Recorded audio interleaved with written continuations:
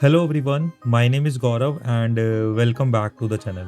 सो friends, आज की इस वीडियो में हम बात करने वाले हैं जो कि एक मेन टॉपिक है, functions of the reserve bank of India. अब जो इकोनॉमिक्स वाले यहाँ पे स्टूडेंट्स हैं या फिर मैं बात करूँ बीकॉम वाले स्टूडेंट्स हैं, उनका ये फेवरेट टॉपिक होता है कि भाई आरबीआई के क्या फंक्शंस होते हैं। 11th और 12th क्लास में भी ये बहुत अच्छे क्वेश्चन लेवल पे पूछे जाते हैं कि आरबीआई के क्या फंक्शन होते हैं। तो हम बेसिकली आज इस वीडियो के अंदर बात करेंगे फंक्शंस ऑफ आरबीआई की, उनकी क्या मॉनेटरी पॉलिसी होती है। कुछ लोगों के मन में ये भी क्वेश्चन आता है कि अगर आरबीआई के पास अथॉरिटी है नोट छापने की, तो अनलिमिटेड नोट्स को क्यों नहीं छापती है। तो उसका एक अलग रीज़न होता है, उसके लिए मैं अलग एक वीडियो डेडिकेट करूंगा। अभी ये बात होने वाली है फंक्शंस ऑफ आरबीआई। पहले आप आरबीआई के फंक्शंस के बारे में बात करो, फिर उसके बाद बात देखना कि भाई करेंसी इतनी अनलिमिटेड क्यों नहीं छपती है, इसके पीछे क्या रीज़न है। तो चलिए आज की वीडियो शुरू करते हैं। शुरू करने से पहले अगर आप मेरे चैनल पर नए हैं तो चैनल को सब्सक्राइब कर लेना, ताकि आपको आने वाली वीडियोस के नोटिफिकेशन मिलते रहे। तो चलिए इस वीडियो को शुरू करते हैं। गाइस, सबसे पहले बात करते हैं देखो इंट्रोडक्शन के बारे में कि आरबीआई का इंट्रोडक्शन कैसे किया गया।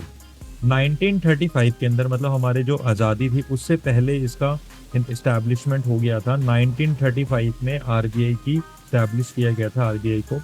ये भी सारे जो भी हमारे ब्रिटिशर्स थे उनके थ्रू किया गया था। सेंट्रल बैंक और फाइनेंशियल रेगुलेटर ऑफ इंडिया इसको बोला जाता है। अब सेंट्रल बैंक इसलिए बोलते हैं क्योंकि एक तरीके से ये बैंकों का बैंकर होता है। तो मतलब जितने भी हमारे गवर्नमेंट बैंक या प्राइवेट बैंक है इंडिया में, वो रेगुलेट किससे होते हैं? आरबीआई से। और फाइनेंशियल रेगुलेटर इसलिए क्योंकि भाई गवर्नमेंट को at the time of emergency यही फाइनेंशियल स्टेबिलिटी प्रोवाइड करता है।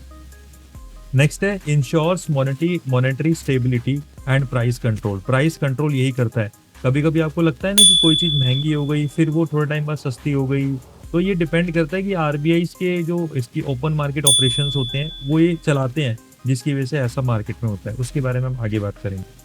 Overseas currencies issuance and development. तो ओवरसीज मतलब करेंसी को ये इशू करता है, और जो भी डेवलपमेंट होते हैं फाइनेंशियल से रिलेटेड उसको ये मतलब एक तरीके से निगरानी रखता है। अब सबसे पहले बात करते हैं इसके कोर फंक्शंस के बारे में कि इसके कोर फंक्शंस क्या होते हैं आरबीआई के। सबसे पहला जो इसका फंक्शन होता है वो होता है मॉनेटरी अथॉरिटी। भाई इसको पैसा छापने की पूरी अथॉरिटी है कि आप ये पैसा छाप सकता है, ठीक है। नेक्स्ट होता है इसका रेगुलेटर एंड सुपरवाइजर। रेगुलेटर किसका करेगा? जो हमारे बाकी के सारे बैंक्स होते हैं उनको रेगुलेट करेगा ये, चाहे वो प्राइवेट बैंक हो चाहे वो गवर्नमेंट बैंक हो, उनको सबको रेगुलेट करेगा। थर्ड होता है मैनेजर ऑफ फॉरेक्स। फॉरेक्स क्या होता है? फॉरेक्स एक तरीके का फॉरेन इन्वेस्टमेंट में जो भी आप क्रॉस बॉर्डर आप किसी भी कंट्री से ट्रांजेक्शन करते हो, चाहे वो इंपोर्ट कर रहे हो चाहे वो एक्सपोर्ट कर रहे हो या फिर फॉरेन एक्सचेंज कर रहे हो, तो किस टर्म में कर रहे हो, कितने अमाउंट में कर रहे हो। अभी भी आपने देखा होगा कि हमारा जो रुपीज़ का जो वैल्यू है वो कम होती जा रही है, मतलब 95 रुपीज़ प्लस चला गया $1। तो वो भी इसी की वजह से होता है। इश्यूअर ऑफ करेंसी, तो ये तो मैंने आपको पहले ही बता दिया कि करेंसी को इशू करता है। Bankers to government and banks, ये पहला पॉइंट यही है कि सबसे मेन इंपॉर्टेंट होता है कि इंडिया में जितने भी प्राइवेट और गवर्नमेंट बैंक है उनको ये रेगुलेट करता है, उनका बैंकर्स ऑफ बैंक माना जाता है। फाइनेंशियल स्टेबिलिटी बनाता है हमारे देश के अंदर, और क्रेडिट को कंट्रोल करता है। क्रेडिट कंट्रोल कैसे करेगा? भाई ऐसा ना हो कि भाई ये लोन इतने प्रोवाइड कर दे कि लोगों के पास पैसा आ जाए और उसके बाद वो हर चीज़ खरीद पाए, तो फिर तो सब चीज़ सस्ती हो जाएगी। तो उसको ये कंट्रोल करके रखता है कि कितना लोन प्रोवाइड करता है। अब देखो गाइस, मॉनेटरी अथॉरिटी क्या होती है, जैसे मैंने एक एक करके सारे फंक्शंस के बारे में बात करेंगे जितने भी मैंने आपको बताया। मॉनेटरी अथॉरिटी क्या होती है? मॉनेटरी का मतलब आपको पता ही है कि एक तरीके से होता है मनी। मनी से निकल के आया मॉनेटरी। तो maintain price stability and supports economic growth. इनको ये ध्यान में रखता है कि भाई प्राइस स्टेबिलिटी बनी रहे और हमारी इकोनॉमिक ग्रोथ टाइम से चलती रहे। नेक्स्ट है फॉर्मुलेट्स इम्प्लीमेंटेशन मॉनेटरी पॉलिसी। जो भी मॉनेटरी पॉलिसीज होती हैं, जैसे आपको अगर आप 11th-12th में आपने पढ़ा हो, इकोनॉमिक्स के स्टूडेंट रहे हो, तो आप M1 होता है, M2 होता है, M3 होता है, M4 होता है, ये सारी मनी टर्म्स होती हैं। तो इनको रेगुलेट करना आरबीआई का काम होता है। और सबसे इंपॉर्टेंट जो काम होता है उसका होता है रेपो रेट और रिवर्स रेपो रेट इंस्ट्रूमेंट को मेंटेन करना। अब रेपो रेट क्या होता है? अब बहुत सारे बच्चों के मन में फंक्शन ये आता है कि रेपो रेट क्या होता है। गाइस, एक तरीके का जैसे इंटरेस्ट रेट होता है ना, आप लोन लेते हो तो आप उसके बेस पे आप इंटरेस्ट पे करते हो, ऐसे ही रेपो रेट होता है जब जो हमारा कमर्शियल बैंक्स होते हैं वो आरबीआई से लोन लेते हैं। तो जिस रेट ऑफ इंटरेस्ट पे लोन लिया जाता है, आरबीआई जिस रेट ऑफ इंटरेस्ट पे लोन देता है कमर्शियल बैंक्स को, उसको बोलते हैं रेपो रेट। अगर मैं जून 2026 के रेपो रेट की बात करूं करंट, तो वो है अभी 5.25। गाइस ये चेंज होता रहता है, कभी ये 4% पे भी ज़्यादा डिपेंड करता है कि कंडीशन क्या है, मार्केट में इकोनॉमी कैसी चल रही है, महंगाई चल रही है, सस्ती चल रही है, तो उसके अकॉर्डिंग ये चेंज होता रहता है।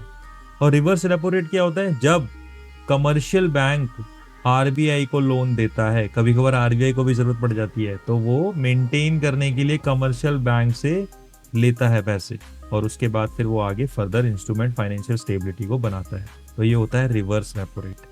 कोई भी किसी को डाउट होता है तो आप कमेंट करके मुझे बता सकते हैं, या फिर मुझे इंस्टाग्राम पे फॉलो कर लो, वहां पे मुझे आप डायरेक्ट बात भी। अब रेगुलेटर और सुपरवाइजर का काम क्या होता है इसमें, मतलब क्या क्या सुपरवाइज करता है ये।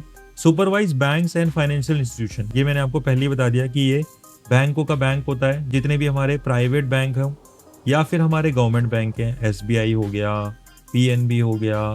अब प्राइवेट बैंक के बारे में बात करूं तो आईसीआईसी हो गया, और उसके बाद आपका एचडीएफसी बैंक हो गया। तो बहुत सारे ऐसे बैंक्स हैं, एक्सिस बैंक हो गया। तो इनको रेगुलेट करता है, इनको रेगुलेट करने के लिए कि भाई कितना रेपो रेट दें, सॉरी कितना % लोन रखें, आरओआई कितना दें, rate of interest, home loan कितना रखें कि पे किया जाए, पर्सनल लोन पे कितना होना चाहिए। तो ये सब कुछ डिपेंड करता है आरबीआई के थ्रू। आरबीआई इसको वो करता है गाइड कि आपको इतना रखना है। नेक्स्ट होता है prescribes banking operation and standard norms. Banking operations क्या होते हैं भाई, दो ही बैंकिंग ऑपरेशंस होते हैं। एक होता है सेविंग, ठीक है, और एक सेविंग के अगर मैं बात करूं बैंकिंग सेक्टर में तो हो गया डिपॉजिट कराना, और दूसरा विड्रॉ कराना। या तो बैंक में कोई इंसान डिपॉजिट कराता है पैसा, या फिर उस वहां से जाकर के वो विड्रॉ करता है। तो ये दो इसके बैंकिंग ऑपरेशंस होते हैं, इनको मेंटेन करके रखता है। नेक्स्ट होता है ensure financial system stability and soundness.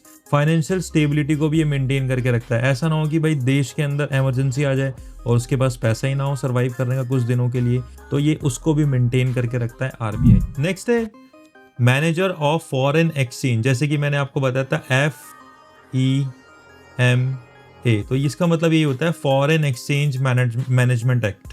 तो ये फैसिलिटेट करता है एक्सटर्नल ट्रेड और इंटरन जो भी पेमेंट्स होती है हमारी उसको, कि भाई अगर $1 अभी 95 रुपीज़ का है तो हमें कितने डॉलर आगे पे करने हैं दूसरी कंट्री को। क्योंकि आपको पता है कि अगर हम कुछ चीज़ें भी कोई भी ट्रेड करते हैं आज के टाइम पे, तो मैक्सिमम क्या मतलब 99% डॉलर में ही होता है ट्रेड।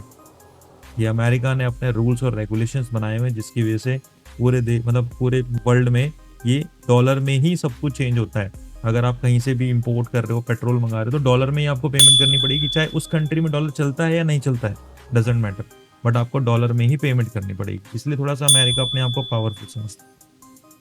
नेक्स्ट है एडमिनिस्टर FEMA, 1999 के अंदर ये एक्ट आया था, तो उसको भी ये रखता है कि भाई फॉरेन एक्सचेंज जो सिस्टम है वो मेंटेन रहे। Promotes orderly forex market development, forex market का डेवलपमेंट भी इसी के हाथ में होता है, आरबीआई के हाथ में, कि जो रुपी जो फॉल हो रहा है अभी इन टर्म्स ऑफ डॉलर, वो इसी के हाथ में होता है आरबीआई की। आरबीआई कैसे कंट्रोल करेगी इसको। नेक्स्ट है guys issuer of currency. Currency को ये इशू करता है हमारे देश में, आरबीआई के पास ये अथॉरिटी है कि वो नोट छाप सकता है 500 के, 2000 के। अब तो 2000 के खैर बंद हो गए हैं, तो 500 के नोट अभी वो छाप सकता है, 10 का नोट वो छाप सकता है, 20 का नोट वो छाप सकता है, 50 का नोट वो छाप सकता है, 100 का हो गया, 500 का हो गया। उसके अलावा अभी कोई नोट नहीं है मार्केट में। Sole of issuer bank notes, इसके अलावा कोई और प्रिंट नहीं कर सकता है नोट्स को। Exchange and destroy unfit notes. अब देखो, आपने सुना होगा कि आपके पास अगर कोई नोट फट जाता है तो वो आरबीआई में जाकर के आप इसको एक्सचेंज करा सकते हो। तो हाँ, इसके पास अथॉरिटी होती है। नेक्स्ट होता है maintains currency integrity. Currency integrity को कैसे मेंटेन करेगा, अब देखो एग्जांपल लो, मान लो करप्शन बढ़ गया। अब करप्शन बढ़ने के क्या चांस होते हैं कि जितने भी नोट थे वो मार्केट में आरबीआई ने रिलीज किए थे, वो दिख ही नहीं रहे, मार्केट में फ्लो ही नहीं हो रहा। तभी तो अभी जो करंट में लास्ट ईयर 2000 का नोट बंद किया गया था, क्योंकि जितने आरबीआई ने इशू किए थे मार्केट में वो सारे के सारे कहीं पे हाइड हो गए थे। तो इसलिए 2000 का नोट बंद किया गया था, ताकि जितनी भी ब्लैक मनी है वो निकल पाए। तो यही रीज़न होता है, आरबीआई इन सब चीज़ों से करता रहता है। और गाइस, चैनल पर नए हो तो प्लीज़ सब्सक्राइब जरूर कर लेना और कमेंट करना प्यारा सा। अगर आपको कोई भी चीज़ नहीं समझ आती तो आप डाउट भी पूछ सकते। नेक्स्ट है guys developmental role and bankers to the government, promotes financial inclusion programs को ये करता है maintain. Supports rural agriculture development. जैसे कि आपको पता ही है एग्रीकल्चर डेवलपमेंट क्या होता है भाई, आपको पता है जो फार्मर्स होते हैं उनको जो रेट ऑफ इंटरेस्ट होता है वो बहुत कम देखने को मिलता है अगर वो बैंक से लोन लेते हैं, तो ये भी आरबीआई ही पॉलिसी बनाता है।